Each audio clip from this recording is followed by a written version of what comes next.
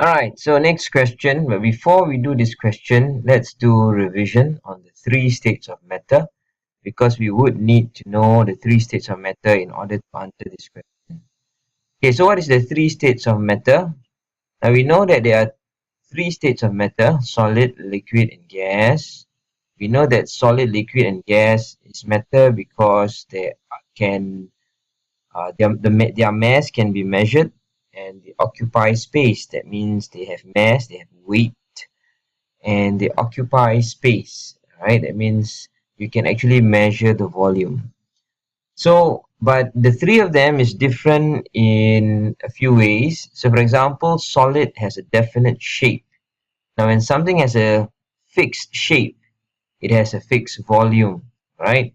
So, what we mean by it has a fixed volume means it cannot be compressed. That means even if you press hard on it, the volume will remain the same, okay? And because the shape will remain the same. Even when the shape shifts, so for example, you have a soft solid and you press on it, even when the shape changes, uh, into a new state, the new state is still a definite shape. That means if you don't apply any more force on it, it will stay, it will remain in its new shape. Okay, that's what we mean by definite shape. Definite shape means if you do not apply any force on it, it remains the same. Okay, and that would mean that once something has a definite shape, it has a definite volume because it cannot be compressed. Now, liquid, on the other hand, is similar to solid. If you compare these two, it is similar to solid because it has a definite volume. It too cannot be compressed. Okay, that means if you have a 50 ml, 50 milliliter of water, no matter how much force you apply on water, it will remain the same. It would still remain 50 ml of water. Alright, it cannot be 45 ml from 50 ml when you apply some force on it. Because liquid has a definite shape, it cannot be compressed. Sorry, liquid has a definite volume, so it cannot be compressed. Now what? But the difference between solid and liquid is that liquid has no definite shape. That means what this means is that you can pour liquid from one container to the other and the liquid will follow the shape of the container. Okay, if you pour liquid from a bottle, your mineral water bottle, to a glass, when it's in the water bottle, it will follow the shape of the water bottle, and when it's in the glass, it will follow the shape of the glass. That's what it means by when we say that liquid has no definite shape. Unlike solid, if you take a pebble, put it in a glass, it remains the shape of a pebble. You put it on the table, it will remain as the shape of the pebble. The pebble will not change its shape. So that's the difference between solid and liquid. Okay, one has a definite shape and the other has no definite shape, but both their volumes remain definite. It means they cannot be compressed. The third state of matter is gas. Now, gas has no definite shape, neither has it definite volume. So it has no definite shape because gas, just like water, follows the shape of the container that it is in. If you blow air into a balloon, it will take the shape of a balloon. If the balloon is oval, it will follow, or spherical, like a ball, it will follow the shape of the balloon. If the balloon is oval and long, it will follow the shape of that long balloon. If you twist the balloon to make it look like something else, like balloon sculptures, right? The gas inside will follow the shape of the container. It has no definite volume. It has no definite shape. Now, gas also has no definite volume. That means it can be compressed. A liter of gas, if you apply enough force on it, can actually be reduced in terms of volume to a, say, 80 from 100 ml to 80 ml or even lesser. Because gas can really be compressed, and it can and compressed gas has a lot of uses as well. So these are the three different states of matter that you need to learn for your exam. Some of you like to read a lot, and you know that you've always asked me in class, Mrs. Saki, actually there are more than three.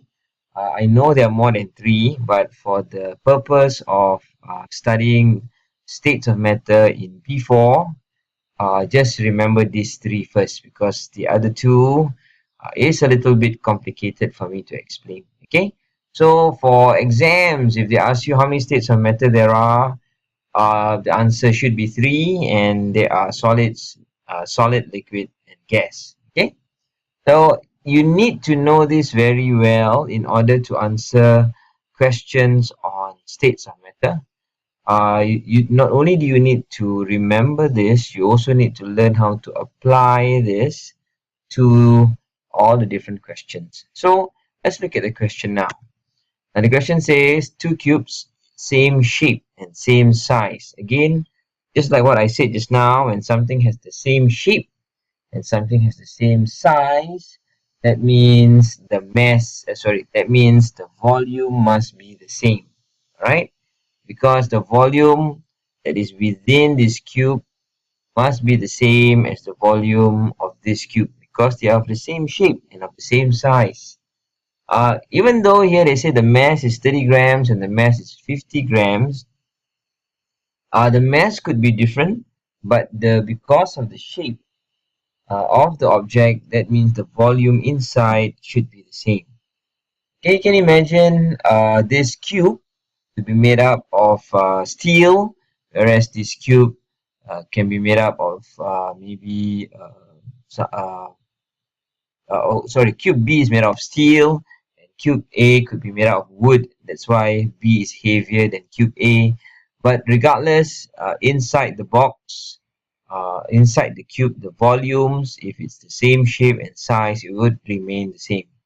Now, Sandra lowered cube A into a measuring cup. So if you lower this into 100 cubic centimeter of water, and the water level rose to 180, that would mean that the volume of this solid, which has a definite volume, will be 80 cubic centimeter. How do I get that? 180, right, of the total volume is added to what do you call that, the so if I can, maybe I'll just illustrate this for you. If I have a measuring cup, okay, containing 100 cubic centimeter, and I add the cube, which is maybe this shape, right? If I add these two, and the water now is 180. Again, the reason why I got 180 is because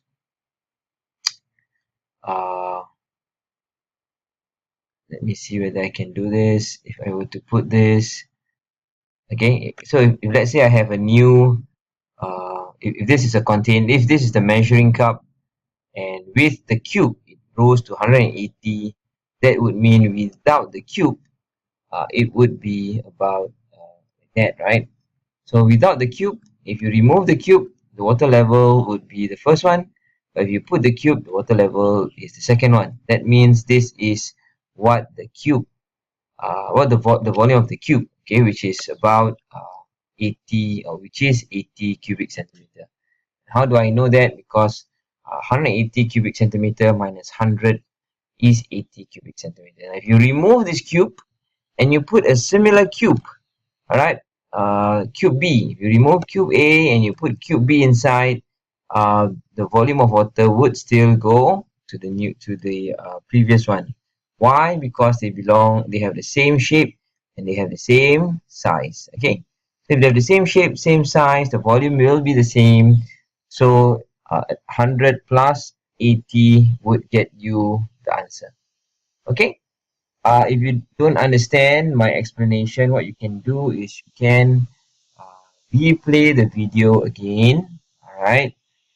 Especially the part which you didn't understand. If I went too fast with it, uh, play it again and again until you understand. If you don't understand after playing it several times, we can ask me and then I'll explain it to you in class. Okay, thank you very much.